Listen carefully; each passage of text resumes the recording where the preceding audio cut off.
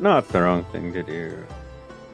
Welcome back to Monster Hunter Wilds. Today I'm redoing what I did yesterday because I made a mistake in one of my things because I did some research, which I didn't do yesterday before I did. I'm feeling a lot better today, so a little bit more clear-headed. So I'm going to go over my top picks of 2025. I'm going to say this once at the beginning so I don't have to repeat it throughout the whole thing. Publication date does not matter so long as I was able to interact with said IP for the first time in this year. So I got Renoxia here in a battle pose for the first set, which is going to be my films of 2025. We'll end with games because the video game awards are on the 11th. My films this year, people are gonna, but here's the thing. I've been a big Marvel person for a long time. And I think, yes, they stumbled a bit. But since the Russos have come on board again, we've had a little bit of an upswing in quality. Thunderbolts and Fantastic Four were both great films. And they're on my list as Wild Robot, which I know came out last year. Again, first time I watched it was this year. And K-Pop Demon Hunters, which was also on the top of my Spotify list, which is not surprising to me because... And it's not because of Golden. I like how it's done better than I do Golden.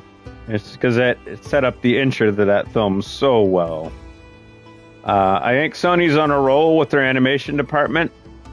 They really do. I think they're giving Disney a run for their money. And Netflix, I hope, secures Warner Brothers, because if they don't, and it goes to... Somebody could help Netflix out against that hostile bid, because if the hostile bid wins, the people behind it, I will no longer collect DC Comics. I will no longer watch their films. They will be dead to me. I hope someone steps in to help Netflix. I really do, because I want Netflix to get Warner Brothers, because they'll treat it right. There's problems with Netflix, but at the same time, they're not as big a problem as making a mouthpiece for an orange Cheeto. Alright, let's get a new pose here. Let's see, these are the things I went through. We'll do this, yes.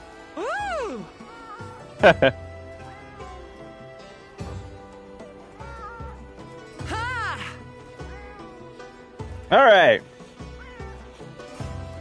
Let's go over anime, and I'll change the pose real quick. I only got two for anime. Both are ongoing.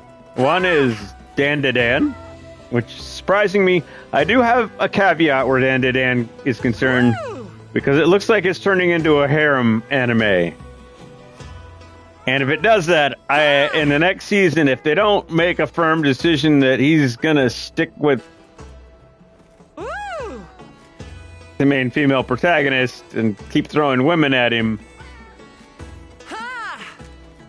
I didn't want a new Tenchi Miyu. I'm already on the fence with Dan to Dan now because I don't like harem anime. But I still love it. It's just I'm hoping they're not going down that route.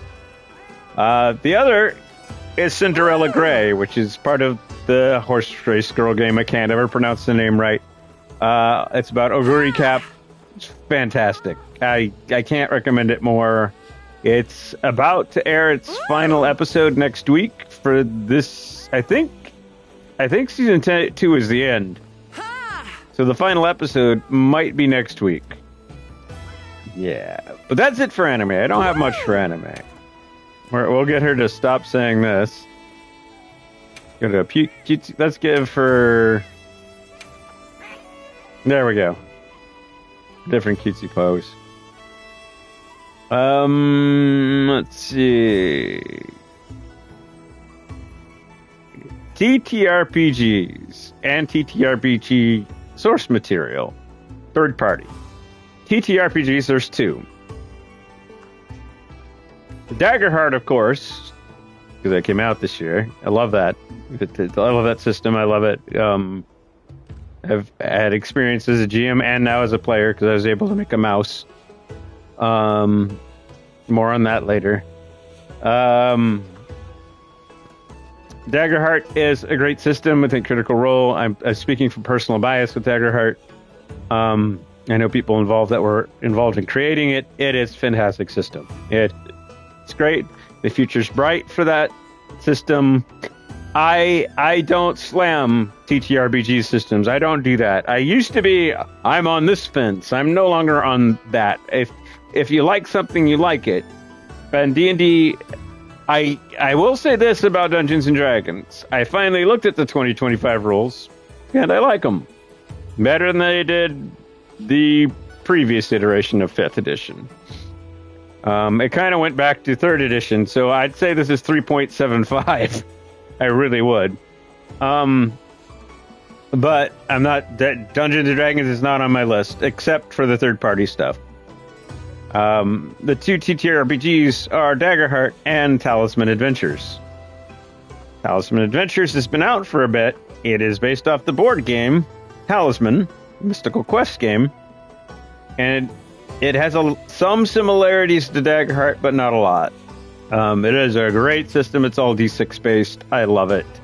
I devoured it. I got all the source manuals that were available. There's a new edition coming out soon by another company. I can't wait to see what they do with it, but the current iteration was actually pretty fantastic. With regard to third-party materials, it's all D&D 5th edition, two of which I backed, which are Obajima and Crooked Moon. Backed both of those. Those were fantastic. Obajima, if you like Ocarina of Time, Adventure Time, or anything from Studio Ghibli, you definitely should take a look at Obajima. If you like cryptids, I would say take a look at Crooked Moon. The third one I have, well, the game I'm standing in right now had a lot to do with this one. It's called Heliana's Guide to Monster Hunting. Yep, literally lays out how to be a monster hunter or a tamer in the gut. There's no monster hunter per se. There's a trapper, which is literally what you are in this. And then there's the tamer. The tamer is actually really cool. I highly recommend people taking a look at Heliana's. It's fun, the way they set it up. It's great. I love the whole premise of the thing. They did a good job with it. All three of those manuals I take a look at. Honorable mention goes out to World's Largest Dungeon, which I have on back order at the moment. Can't wait to get that. That's huge. Oh my god, that was big. And when I get it, that thing is huge. There's this prize coming where that's concerned. I'll just say that. All right, let's find a new pose. Never did that. Wonderful. Yeah.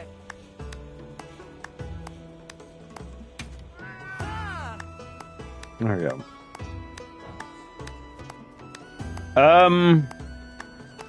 My novels of this year. Should be no surprise that Red Sonja Conjured is on here by Gail Simone. Go read it. She did a fantastic job. She wrote the character for a long time. I would highly recommend reading this book. The movie that just came out, which isn't bad, was based off her book. Tusk Love by Critical Role. Gee, I wonder why that's on there. But it's not just because I have a personal stake in that. It's a great book. It is a great book. I love Critical Role, anything they do. As you can see with this list. I, Medusa. If you want a new take on Medusa and have her in a little sympathetic light, I strongly urge taking a look at I, Medusa. And Legends and Lattes. Legends and Lattes was something I never knew I wanted. It is a cozy fantasy story about an orc opening a coffee shop in a city that knows nothing about coffee. It is a fantastic read. It is literally a cozy read. I highly encourage you to seek it out and read it. There's several editions out there. I have ordered I've read the book 3 times already in the span of about 1 month.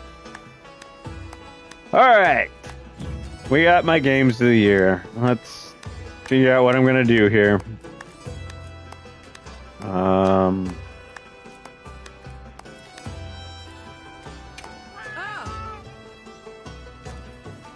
There we go. My games of 2025. Well, no surprise. I'm playing one of them right here. Monster Hunter Wilds.